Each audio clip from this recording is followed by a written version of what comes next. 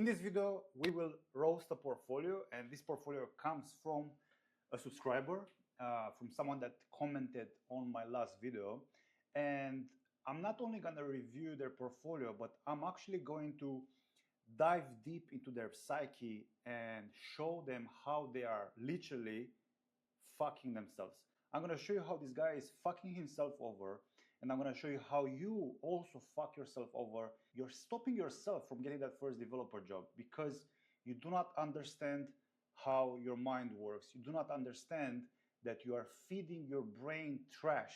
All right, so he says, "You're not saying anything we don't already know, Christian. Yeah, we all need to learn skills because the world changes. And if you don't want to be left behind, you must adapt. But coding is not it. There are way fewer jobs for developers than ever. Even if you'd find a job posting, there are more than 100 applicants. Chances are you're not even going to get a reply saying they decided to interview someone else. Many of the job postings are even fake. They are just building a resume database, so in case they get a new project, they can hire people quickly." I don't know how people come up with this shit, but whatever. And there you are, coding every day, trying to get better, getting older by the day, hoping someone will finally give you a chance. It's fucking pointless. Someone should bring a fucking violin right now. Sure, there will be that 1 in 100 that gets the job, but chances are that's not you. So in the end, you have a couple of choices. Keep at it, work a regular job while trying to improve your coding skills in your free time, meaning you have no life, or spend time on something else that actually makes you happy, or learning a skill in a less competitive market that can bring you just as much money as coding. It's a sad reality for people learning how to code, especially because it takes years to get good at it, only to be just another resume in a company's database. There are so many things that I want to unpack here, but let's actually look at the portfolio first, and then we'll talk about every single thing that he said, because I actually care about this guy, okay? I care about you. I want you to be successful. But me wanting you to be successful, it's not enough. You have to want yourself to be successful. You have to have some ego, some pride. And I'm going to show you exactly why he's screwing himself over. Okay? So let's look at his portfolio. This is his portfolio. And I'm going to say, look, this portfolio looks amazing. Like, this website looks amazing. Probably is a template, or maybe he built it himself. If he built it himself, that's amazing, but I don't believe so. I think it's a template, and I have nothing against it. It's fine. Use a template. If you're not a designer, use a template. So I looked at a couple of his projects, like Pexelify. Okay. I'm not gonna register, bro. Piss off. Nobody's gonna register.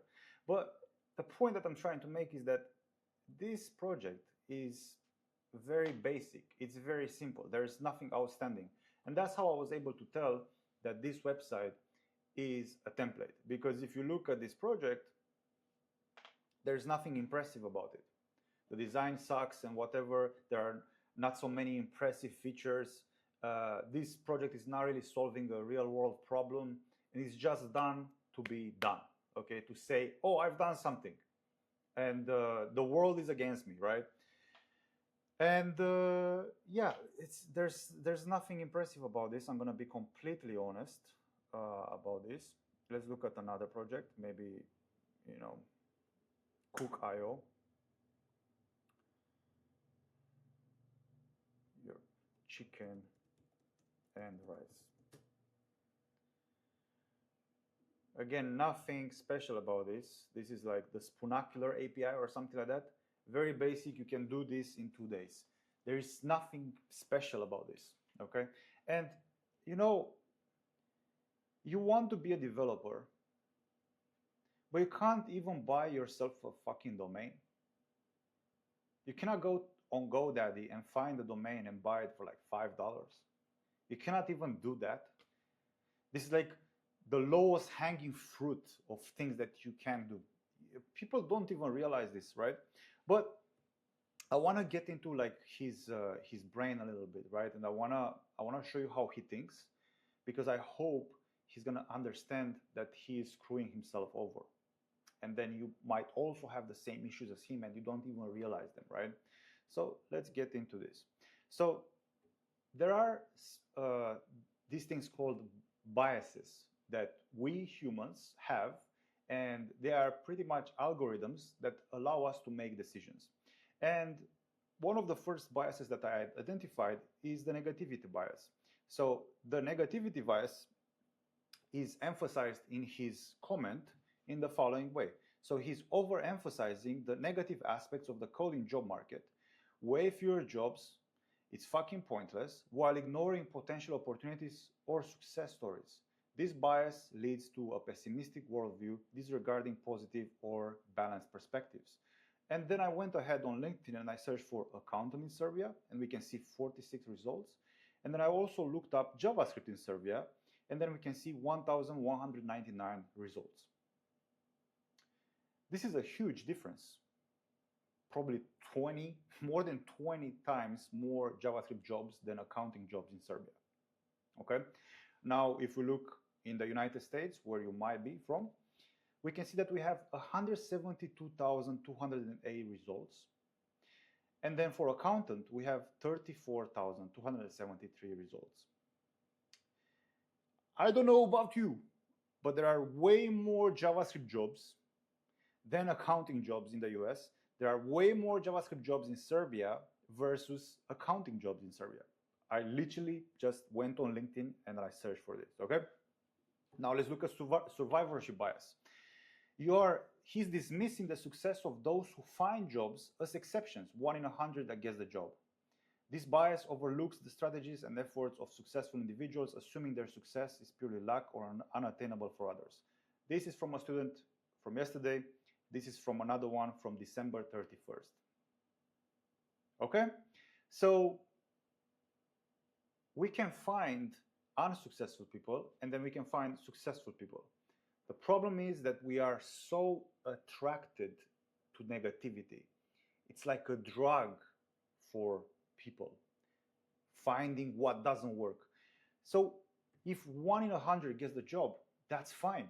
Do you want 99 people out of 100 to get a job? Then this job wouldn't be valuable. Then it would be McDonald's. Like everyone who is applying to McDonald's probably gets the job, right? Because nobody wants to do the job and it's low pay. If you want to make money, of course there is going to be competition. If you want to get into Harvard, only 1 in 100 people will get in, probably even less than that, right? Let's look at confirmation bias. So he's selecting and emphasizing information that supports the belief that coding is not a viable career path, such as fake job postings or the difficulty of breaking into the market while ignoring counterexamples. I don't know where this thing with the fake job post started, but it's like just an assumption that people made up, and it sounds good in theory, but there is no proof that it's actually like that. Or maybe it was true in one case, but people assume that if it was true in one case, it's going to be true for every single person. It's not like that. Overgeneralization, right? He's making broad claims about the coding job market. Coding is not it. It's fucking pointless without accounting for nuances such as specific niches, regions, or skill levels. And look, I didn't even look into like the job market now. But I know this 17-year-old called Zach, who created an app called Call AI. It's such a simple app. You literally just take a picture of a meal and it's going to tell you how many calories the meal has. It's not very accurate, but the guy is making $1 million per month at 17 with some basic knowledge. Why? Because this dude, Zach, is focusing on opportunities and what he can get out of coding rather than how bad things are. He's an opportunistic person. He's looking for opportunities. Most people who are unsuccessful, who are failing, who are losing, they focus on the bad stuff. But if you want to be different than most people, you have to think different than most people. That's where mindset comes into play. Let's keep going. Then we have the sunk cost fallacy. So he says he's been coding really hard over the past 2-3 years, right? And these are his contributions on GitHub, okay, over the past 2 years in 2024 and 2023. So in total, 200 something contributions. And these are two of my students. They have, this one has 688 contributions in 2024. This one has 568 contributions in 2024. So one of my students in 1 year has twice the amount of contributions of work put in compared with him in 2 years, right? So it's always about perspective, right? Knowing how to compare yourself. And that's why it's important to be in a mentorship program like mine, where you can actually compare yourself with killers, with people who are actually hustling, not with losers on the internet that are saying that they are working hard, but they have no standard to know what actually means to work hard, okay? Then we have self-serving bias. He says that he cannot get a job in Serbia because there are no jobs or whatever. I just literally showed you in the first slide that there are jobs. But look, I helped Mario get a job. He's in Croatia. Same shit as Serbia. I helped Hector get a job in Czech Republic. Same shit as Croatia. I helped Simon get a job in Hungary. Same shit as Serbia. So as you can see, I'm dismantling him because I want him to see and to understand that he's screwed in the head because of the information he puts in. Literally, the information that you put in is like the food that you put in your body. If you eat McDonald's, you're gonna look like shit. You're gonna feel like shit. You'll have no energy. If you consume information that is literally trash, how do you think you'll be thinking? How do you think you'll be operating in this world? Like trash, okay? Then we have ageism. He thinks that because he's old, he can't get a job. We have Kevin here, which got a job last year. I think he's 55 or something like that. And this dude is what?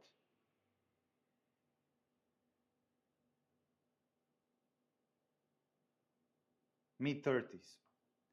He's like a couple of 5 years older than me, right? And then we have Charlotte, which I helped get a job. She was my first client in 2020. I think she was 40 something, 44. Probably right now she's older, obviously, because 5 years passed since that time. But yeah, the situation can improve. It doesn't matter how hard you row. The only thing that matters is in what boat you are in.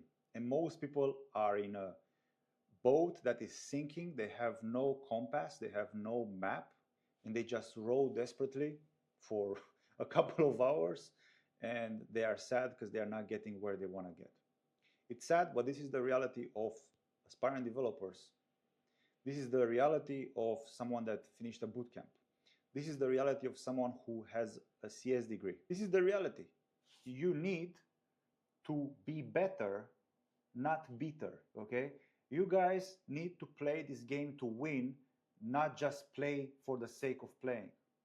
You need to understand that we are living in a savage world. If you want to be at the top and if you want to make good money, you need to be ready to work hard, to sacrifice, and to actually believe you can do it. And that's the reason why I created this breakdown of his mindset, to show you how he's screwing himself over, just like you might screw yourself over.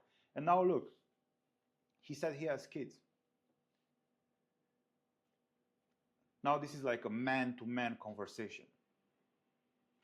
What kind of father are you?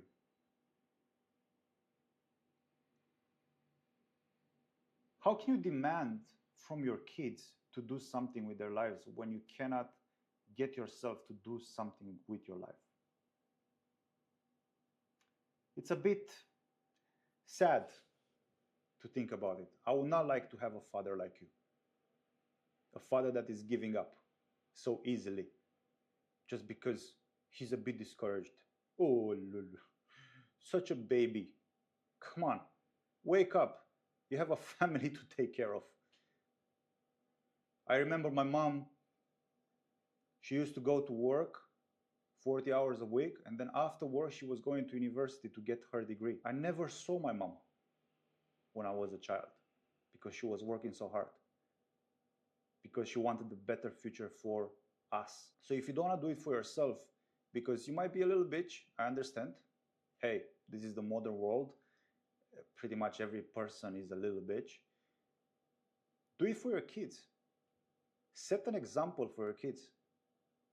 Otherwise, when your kids will be in a situation like you are right now, how are you gonna be able to look them in the eyes and tell them to keep going when you couldn't do that for yourself? But yeah, that's the video. I hope you enjoyed it. If you want me to help you, the viewer, click on the first link in the description and apply for the mentorship. And I'm gonna show you exactly how to get this first developer job. It's not easy, but it's simple. And as long as you're putting in the hard work, everything else is pretty much figured out for yourself. Okay? So I'll see you in the next one. Peace out.